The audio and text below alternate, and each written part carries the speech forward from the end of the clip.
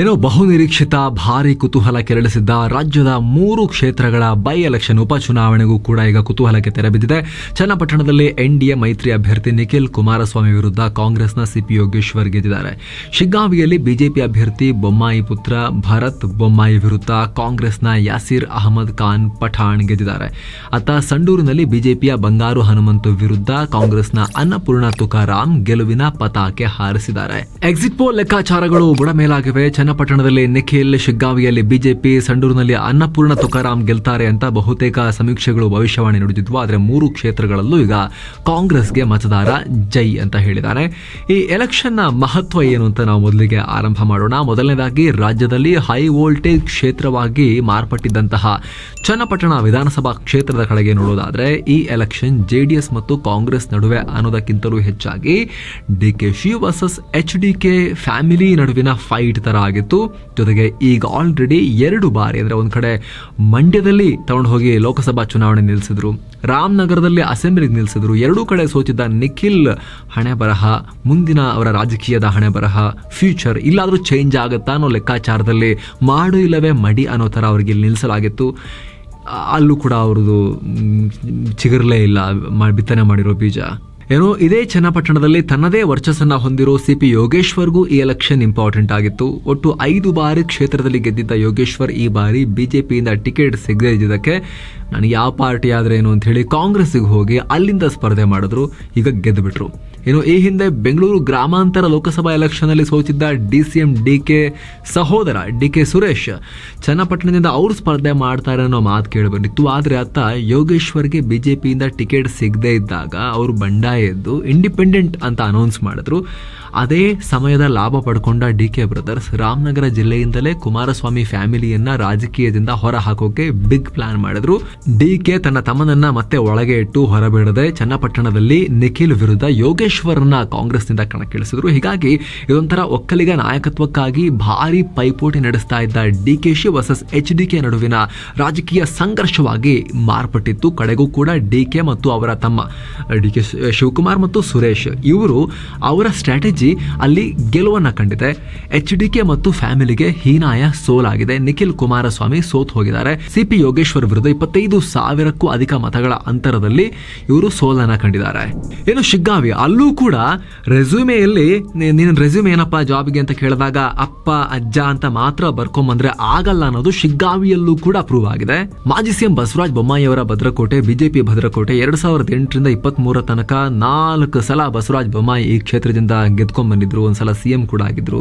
ಬೊಮ್ಮಾಯಿ ಅವರ ಅಪ್ಪ ಸೀನಿಯರ್ ಬೊಮ್ಮಾಯಿ ಕೂಡ ಸಿಎಂ. ಸೊ ಅಜ್ಜ ಸಿಎಂ, ಅಪ್ಪ ಸಿಎಂ ಅಂತ ಅಲ್ಲಿ ಈಗ 3rd generation Bharat Bommai surname ಆಧಾರದ ಗೆಲ್ಲೋ ಲೆಕ್ಕಾಚಾರ ಇದೆ ಅಂತ ಹೇಳಿ ಬಿಜೆಪಿ ಟಿಕೆಟ್ ಕೊಟ್ಟಿತ್ತು ಅಂತ ಕಾಣುತ್ತೆ. ಮತದಾರ ಸರಿಯಾಗಿ ಗ್ರಾಚಾರ ಬಿಡಿಸಿ ಕಳಿಸಿದ್ದಾರೆ. ಅಪ್ಪ ಹಾವೇರಿ ಲೋಕಸಭಾ ಕ್ಷೇತ್ರದಿಂದ ಸ್ಪರ್ಧಿಸಿ MP ಆದ ಕಾರಣ ಅಲ್ಲಿ ಶಾಸಕ ಸ್ಥಾನಕ್ಕೆ ರಾಜೀನಾಮೆ ಕೊಟ್ಟಿದ್ರು. ಹೀಗಾಗಿ ಭರತ್ ಬೊಮ್ಮಾಯಿ ಬಿಜೆಪಿ ಟಿಕೆಟ್ನಿಂದ ಅಲ್ಲಿ ಕಣಕ್ಕಿಳಿದಿದ್ರು. ಆ ಕಡೆಯಿಂದ ಕಾಂಗ್ರೆಸ್ ಕತೆ ನೋಡೋದಾದ್ರೆ 94ರ ನಂತರ ಶಿಗ್ಗಾಂವಿಯಲ್ಲಿ ಕಾಂಗ್ರೆಸ್ ಒಂದ್ಸಲ ಕೂಡ ಗೆದ್ದಿರಲಿಲ್ಲ. ಇಂಟ್ರೆಸ್ಟಿಂಗ್ ವಿಚಾರ ಅಂದ್ರೆ ಈ ಶಿಗ್ಗಾಂವಿಯಲ್ಲಿ ಅಲ್ಪಸಂಖ್ಯಾತ ಮತಗಳು ಕೂಡ ಹೆಚ್ಚಿವೆ. ಹಾಗಿದ್ರೂ ಕೂಡ ಬಸವರಾಜ ಬೊಮ್ಮಾಯಿ ಗೆಲ್ತಾ ಬಂದಿದ್ರು. ಸುಮಾರು 58,000ಕ್ಕೂ ಅಧಿಕ ಅಲ್ಪಸಂಖ್ಯಾತ ಮತಗಳಿವೆ ಅಲ್ಲಿ. ಆದ್ರೂ ಕೂಡ ಬಸವರಾಜ ಬೊಮ್ಮಾಯಿ ನಿರಂತರವಾಗಿ ಅಲ್ಲಿ ಗೆಲ್ತಾ ಬಂದಿದ್ರು. ಆದ್ರೆ ಈ ಸಲ ಬೊಮ್ಮಾಯಿ ಪುತ್ರ ಭರತ್ ಬೊಮ್ಮಾಯಿ ಕಾಂಗ್ರೆಸ್ನ ಯಾಸೀರ್ ಅಹಮದ್ ಖಾನ್ ವಿರುದ್ಧ 13,500 ಮತಗಳ ಅಂತರದ ಹೀನಾಯ ಸೋಲನ್ನು ಕಂಡಿದ್ದಾರೆ. ಯಾಸೀರ್ ಪಠಾಣ್ಗೆ 1,587 ಮತಗಳು ಬಿದ್ದರೆ ಭರತ್ ಬೊಮ್ಮಾಯಿಗೆ 86,960 ಮತಗಳು ಮಾತ್ರ ಬಿದ್ದಿವೆ. ಇನ್ನು ಸಂಡೂರು, ಇಲ್ಲಿ ಫ್ಯಾಮಿಲಿ ಪಾಲಿಟಿಕ್ಸ್ ವರ್ಕ್ ಆಗಿಬಿಟ್ಟಿದೆ. ಇಲ್ಲೂ ಮತದಾರ ಒಂದು ಪಾಠ ಕಲಿಸಬಹುದಾಗಿತ್ತು ಫ್ಯಾಮಿಲಿ ಪಾಲಿಟಿಕ್ಸ್ಗೆ, ಬಟ್ ಇಲ್ಲಿ ವರ್ಕೌಟ್ ಆಗಿದೆ ಫ್ಯಾಮಿಲಿ ಪಾಲಿಟಿಕ್ಸ್. ಬಳ್ಳಾರಿ ಜಿಲ್ಲೆ ವ್ಯಾಪ್ತಿಗೆ ಬರೋ ಸಂಡೂರು ಕ್ಷೇತ್ರದಲ್ಲಿ ನಾವೀಗ ಸ್ವಲ್ಪ ಡೀಟೇಲ್ ಆಗಿ ನೋಡ್ತಾ ಹೋಗೋಣ.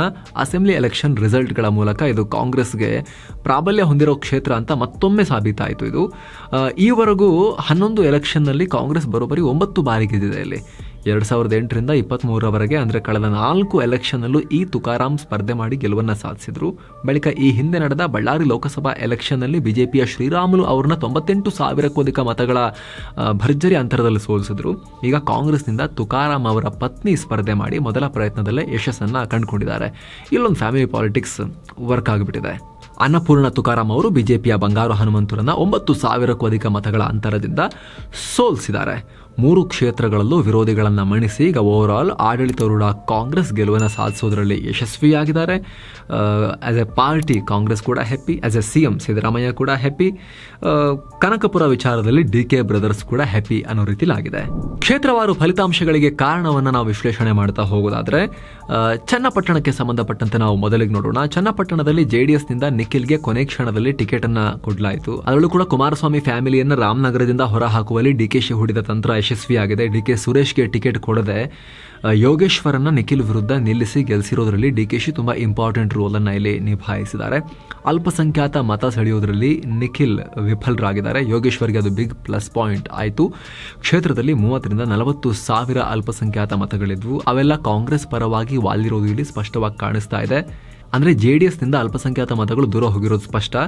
BJP ಒಟ್ಟಿಗೆ ಬರೋಕ್ಕಿಂತ ಮುಂಚೆನೇ ಕೈ ಬಿಡೋಕೆ ಶುರು ಮಾಡಿದ್ರು, ಅಂದರೆ ದೂರ ಹೋಗೋಕೆ ಶುರು ಮಾಡಿದ್ರು. ಅಲ್ಪಸಂಖ್ಯಾತ ಮತಗಳು JDSನಿಂದ ಕಾಂಗ್ರೆಸ್ ಕಡೆ ಹೋಗಿದ್ರು. ಅದನ್ನು ನೋಡಿಕೊಂಡೇ ಕುಮಾರಸ್ವಾಮಿ BJP ಒಟ್ಟಿಗೆ ಬಂದರು. ಈಗ ಪೂರ್ತಿಯಾಗಿ ಅಲ್ಪಸಂಖ್ಯಾತ ಮತಗಳು ಕಾಂಗ್ರೆಸ್ ಕಡೆ ಹೋಗಿವೆ, JDSಗೆ ಬಂದಿಲ್ಲ. ಅದು ಇಲ್ಲಿ ಕಾಣಿಸ್ತಾ ಇದೆ. ಏನೋ ಯೋಗೇಶ್ವರ್ ಕೂಡ ನಿಖಿಲ್ಗೆ ತುಂಬ ಸ್ಟ್ರಾಂಗ್ ಪ್ರತಿಸ್ಪರ್ಧಿನೇ ಆಗಿದ್ರು. ತಮ್ಮದೇ ಆದ ಸ್ವಂತ ವರ್ಚಸ್ಸನ್ನು ಯೋಗೇಶ್ವರ್ ಹೊಂದಿದ್ದಾರೆ, ಕೆಲಸ ಮಾಡ್ತಾರೆ ಸ್ವಲ್ಪ ಅಂತ. ಜೊತೆಗೆ ಆಡಳಿತಾರೂಢ ಕಾಂಗ್ರೆಸ್ ಮಂತ್ರಿ ಮಹೋದಯರೆಲ್ಲ ಬಂದು ಯೋಗೇಶ್ವರ್ ಪರವಾಗಿ ಚೆನ್ನಾಗಿ ಅಲ್ಲಿ ಕೆಲಸ ಮಾಡಿದ್ದಾರೆ. ಜೊತೆಗೆ ನಮಗೆ ಕ್ಷೇತ್ರದಲ್ಲಿ ಕೆಲವರು ಹೇಳಿರೋ ಪ್ರಕಾರ 2 ಸೈಡ್ನವರು ಚೆನ್ನಾಗಿ ಅಲ್ಲಿ ಲಕ್ಷ್ಮಿಯನ್ನ ಹರಿಸಿದ್ದಾರೆ ಆ ಕ್ಷೇತ್ರದಲ್ಲಿ ಅನ್ನೋದು ಕೂಡ ನಮಗೆ ಕ್ಷೇತ್ರದಿಂದ ಒಂದಷ್ಟು ಬಂದಂತಹ ಫೀಡ್ಬ್ಯಾಕ್. ಎಲ್ಲ ಫ್ಯಾಕ್ಟರ್ಗಳು ಬಹಳ ರೋಚಕ ಸ್ಪರ್ಧೆ ಕಾರಣ ಆಗಿತ್ತು. ಆದರೆ ಕಡೆಗೂ ಕೂಡ ಯೋಗೇಶ್ವರ್ ಇಲ್ಲಿ ಗೆಲುವನ್ನು ಸಾಧಿಸುವಲ್ಲಿ ಯಶಸ್ವಿಯಾಗಿದ್ದಾರೆ. ಜೊತೆಗೆ ಫ್ಯಾಮಿಲಿ ಪಾಲಿಟಿಕ್ಸ್ ಎಷ್ಟು ನೋಡೋದು ಅನ್ನೋದು ಕೂಡ ಮತದಾರರಿಗೂ ಬೇಜಾರಾಗಿರುತ್ತೆ. ಯೋಗೇಶ್ವರ್ ಬಿಟ್ಟು NDAನಿಂದ ನಿಖಿಲ್ಗೆ ಟಿಕೆಟ್ ಕೊಟ್ಟಿದ್ದು ಮತದಾರ ಅಸಮಾಧಾನಕ್ಕೆ ಕಾರಣ ಆಗಿರುತ್ತೆ. ಕ್ಷೇತ್ರದಲ್ಲಿ 85,000 ರಿಂದ 90,000 ಒಕ್ಕಲಿಗ ಮತದಾರರಿದ್ರು ಕೂಡ ಯೋಗೇಶ್ವರ್ ಕೂಡ ಒಕ್ಕಲಿಗರಾಗಿರೋದ್ರಿಂದ, DK ಶಿವಕುಮಾರ್ ಸುರೇಶ್ ಅವರು ಕೂಡ ಒಕ್ಕಲಿಗ ಲೀಡರ್ಗಳಾಗಿರೋದ್ರಿಂದ ಬರೀ ಒಕ್ಕಲಿಗರಂದ್ರೆ ಬರೀ ಒಂದು ಫ್ಯಾಮಿಲಿನ ಅನ್ನೋ ಒಂದು ಕ್ಯಾಂಪೇನ್ ಏನಿತ್ತು, ಈಗ 3ನೇ ಜನರೇಷನ್ಗೆ ಓಟ್ ಹಾಕ್ಬೇಕಾ ನಾವು ಅನ್ನೋ ಲೆಕ್ಕಾಚಾರ ಏನಿತ್ತು, ಅದು ಉಲ್ಟಾ ಆಗಿದೆ ಇಲ್ಲಿ JDS ಪಾಲಿಗೆ. ಇನ್ಯಾವಾಗ ಪಾಠ ಕಲಿತಾರ ಗೊತ್ತಿಲ್ಲ JDSನವರು. ಇದೆಲ್ಲದರ ಪರಿಣಾಮ ನಿಖಿಲ್ ಪಾಲಿಗೆ ರಾಜಕೀಯ ಕಬ್ಬಿಣದ ಬಾಗಿಲಿನಿಂದ ಮುಚ್ಚಿರೋ ಕೋಟೆ ರೀತಿಯಾಗಿ ಹೋಗಿದೆ. ಏನು ಮಾಡಿದ್ರು ಬಾಗಿಲು ಓಪನ್ ಆಗ್ತಿಲ್ಲ ಅವರಿಗೆ. ಅವರ ರಾಜಕೀಯ ಕರಿಯರ್ನ ಬೀಜವನ್ನು ಕುಮಾರಸ್ವಾಮಿ ತಗೊಂಡೋಗಿ ಮಂಡ್ಯದಲ್ಲಿ ಬಿತ್ತಿದ್ರು, ಅಲ್ಲೂ ಕೂಡ ಬೀಜ ಒಡಿಲೇ ಇಲ್ಲ ಮೊಳಕೆ. ಆಮೇಲೆ ರಾಮನಗರದಲ್ಲಿ ತಗೊಂಡೋಗಿ ಬಿತ್ತಿದ್ರು, ಅಲ್ಲಾದರೂ ಮೊಳಕೆ ಬರುತ್ತಾ ಅಂತ, ಅಲ್ಲೂ ಮೊಳಕೆ ಬರಲೇ ಇಲ್ಲ. ನಾವು ಈ ಹಿಂದಿನ ವರದಿಗಳಲ್ಲೂ ಕೂಡ ಹೇಳಿದ್ವಿ. ಚನ್ನಪಟ್ಟಣದಲ್ಲಾದರೂ ಕೂಡ ನಿಖಿಲ್ ರೈ ರಾಜಕೀಯದ ಬೀಜ ಮೊಳಕೆ ಹೊಡೆಯುತ್ತಾ ಅಂತ ಹೇಳಿ ಅಲ್ಲೂ ಬಿತ್ತಿದ್ರು. ಚನ್ನಪಟ್ಟಣದಲ್ಲೂ ಕೂಡ ಒಡೆದೇ ಇಲ್ಲ. ಭಾಳ ಕಷ್ಟ ಆಗಿದೆ ಈಗ ನೆಕ್ಸ್ಟ್ ಅದು ಮತ್ತೆ ಮೊಳಕೆ ಹೊಡೆಯೋದು. ಇದರ ಪರಿಣಾಮ ಕುಮಾರಸ್ವಾಮಿ ಅವರಿಗೆ JDSನ ಭವಿಷ್ಯದ ಬಗ್ಗೆ, ಅವರ ರಾಜಕೀಯ ಉತ್ತರಾಧಿಕಾರಿ ಯಾರು ಅನ್ನೋದ್ರ ಬಗ್ಗೆ ಬಹಳ ಚಿಂತೆ ಆಗಿರ್ಬೋದು. JDS ಭವಿಷ್ಯದ ಬಗ್ಗೆ ಚಿಂತೆ ಮಾಡಲಿ, ಬಟ್ ಯಾವುದೇ ರಾಜಕಾರಣಿ ತನ್ನ ಉತ್ತರಾಧಿಕಾರಿ ತನ್ನ ಮಗ ಆಗಬೇಕು ಅಂತ ಬಯಸಿದ್ರೆ ಅವರೆಲ್ಲರಿಗೂ ಕೂಡ, ಅದು JDS ಆಗಿರಲಿ, DKಶಿ ಆಗಿರಲಿ, ಸಿದ್ದರಾಮಯ್ಯ ಆಗಿರಲಿ, ಯಡಿಯೂರಪ್ಪನವರಾಗಿರಲಿ, ಯಾರೇ ಆಗಿರಲಿ, ನನ್ನ ಉತ್ತರಾಧಿಕಾರಿ ನನ್ನ ಮಗ ಅಂದರೆ ಇದು ನಿಮ್ಮ ಪಾಳೆ ಪಟ್ಟಲ್ಲ ಸ್ವಾಮಿ, ಇದು ಡೆಮೋಕ್ರಸಿ. ಮತದಾರರು ಪಾಠ ಕಲಿಸಿ ಅನ್ನೋದನ್ನು ನಾವು ಕೂಡ ಎನ್ಕರೇಜ್ ಮಾಡ್ತೀವಿ, ಯಾವ ಪಾರ್ಟಿ ಯಾರು ಆಗಿರಲಿ. ಇನ್ನು ರಾಮನಗರ ಜಿಲ್ಲೆ ವಿಚಾರಕ್ಕೆ ಬಂದರೆ ರಾಮನಗರ, ಮಾಗಡಿ, ಕನಕಪುರ ಕ್ಷೇತ್ರಗಳಲ್ಲಿ ಕಾಂಗ್ರೆಸ್ ಶಾಸಕರಿದ್ದರೆ ಚನ್ನಪಟ್ಟಣ ಕ್ಷೇತ್ರ ಮಾತ್ರ JDS ವಶದಲ್ಲಿತ್ತು. ಆದರೆ ಈಗ ಅದು ಕೂಡ ಕಾಂಗ್ರೆಸ್ ಪಾಲಾಗಿದೆ. ಹೀಗಾಗಿ ತನ್ನ ಭದ್ರಕೋಟೆಯಂತಿದ್ದ ಇಡೀ ರಾಮನಗರ ಜಿಲ್ಲೆಯಿಂದಲೇ JDS ಜಾಗ ಖಾಲಿ ಮಾಡ್ದಂಗಾಗಿದೆ. ಹಾಗೆ ಕನಕಪುರ ಬಂಡೆ ತಮ್ಮ ಪಕ್ಷದ ಸಾಮ್ರಾಜ್ಯವನ್ನ ಇಡೀ ರಾಮನಗರ ಜಿಲ್ಲೆಗೂ ವಿಸ್ತರಣೆ ಮಾಡುವಲ್ಲಿ ಯಶಸ್ವಿಯಾಗಿರೋದು ಇಲ್ಲಿ ಸ್ಪಷ್ಟವಾಗಿ ಕಾಣಿಸ್ತಾ ಇದೆ. ಮತದಾರ ನೋಡಿ, ಅವರು ತಮ್ಮನ್ನ ಲೋಕಸಭೆ ನಿಲ್ಲಿಸಿದಾಗ ಸೋಲಿಸಿದ್ರು, ಡಾಕ್ಟರ್ನ ಗೆಲ್ಲಿಸಿದ್ರು ಅಲ್ಲಿ. ಆದರೆ ಈಗ ತಮ್ಮನಿಗೆ ಟಿಕೆಟ್ ಕೊಡಲಿಲ್ಲ, ಯೋಗೇಶ್ವರಿಗೆ ಕೊಟ್ಟಾಗ ನಿಖಿಲ್ರನ್ನ ಸೋಲಿಸಿ ಯೋಗೇಶ್ವರನ ಗೆಲ್ಲಿಸಿದ್ದಾರೆ. ಮತದಾರರು ಕೂಡ ಅವ್ರದ್ದೇ ಕ್ಯಾಲ್ಕುಲೇಷನ್ ಮಾಡ್ತಾರೆ. ಕಲೆಕ್ಟಿವ್ ಒಂದು ಕಾನ್ಷಿಯಸ್ ಅಂತಿರುತ್ತೆ, ಒಂದು ಮತದಾರರ ಸಾಮೂಹಿಕ ಪ್ರಜ್ಞೆ ಅನ್ನೋದೊಂದು ಇರುತ್ತೆ, ಡಿಸಿಷನ್ಸ್ ತಗೊಳ್ತಾರೆ. ಮತ್ತಷ್ಟು ಕುಗ್ಗಿದ JDS ಪ್ರಾಬಲ್ಯ. ಈವರೆಗೂ ರಾಜ್ಯ ರಾಜಕೀಯದ ಇತಿಹಾಸದಲ್ಲಿ ಹಾಸನ, ರಾಮನಗರ JDSನ ಭದ್ರಕೋಟೆಗಳು ಅಂತ ಕರೆಸ್ಕೊಳ್ತಾ ಇದ್ವು. ಆದರೆ ಈ ಹಾಸನ ಲೋಕಸಭಾ ಎಲೆಕ್ಷನ್ ರಿಸಲ್ಟ್ ಬಳಿಕ ರಾಮನಗರದಲ್ಲೂ JDS ಪ್ರಾಬಲ್ಯ ಕುಸ್ತಿರೋದು ಪಕ್ಷದ ಬೆಳವಣಿಗೆಗೆ ದೊಡ್ಡ ಹೊಡೆತ ಅಂತ ಇಲ್ಲಿ ಹೇಳಬಹುದು. ಜೊತೆಗೆ JDS ಪತನಕ್ಕೆ ಮಾಜಿ ಪ್ರಧಾನಿ HD ದೇವೇಗೌಡರ ಕುಟುಂಬದ ನಾಯಕತ್ವ ಕಾರಣ ಆಗಿದೆಯಾ ಅನ್ನೋ ಪ್ರಶ್ನೆ ಉದ್ಭವಿಸಿದೆ. ಒಂದ್ ಕಡೆ HD ರೇವಣ್ಣ ಪುತ್ರರ ಅತ್ಯಾಚಾರ, ಲೈಂಗಿಕ ದೌರ್ಜನ್ಯ ಪ್ರಕರಣಗಳು, ಆರೋಪಗಳು. ಇನ್ನೊಂದು ಕಡೆ ಕುಮಾರಸ್ವಾಮಿ ಪುತ್ರ ನಿಖಿಲ್ಗೆ ಕಳೆದ 3 ಚುನಾವಣೆಯಲ್ಲೂ ಸೋಲಾಗಿರೋದು. ದಳಪತಿಗಳಿಗೆ ಭವಿಷ್ಯ ಕತ್ತಲು ಕಾಣಿಸೋ ರೀತಿ ಆಗ್ತಾ ಇರಬಹುದು. ಇದೆಲ್ಲದರ ಜೊತೆಗೆ ರಾಜ್ಯದಲ್ಲಿ ಪಂಚ ಗ್ಯಾರಂಟಿಗಳಿಗೆ ಜನ ವೋಟ್ ಹಾಕಿದಾರ್ರಿ ಅಂತ ಸಿದ್ದರಾಮಯ್ಯ ಅವರು ಕೂಡ ಧೈರ್ಯವಾಗಿ ಈಗ ಹೇಳಬಹುದು.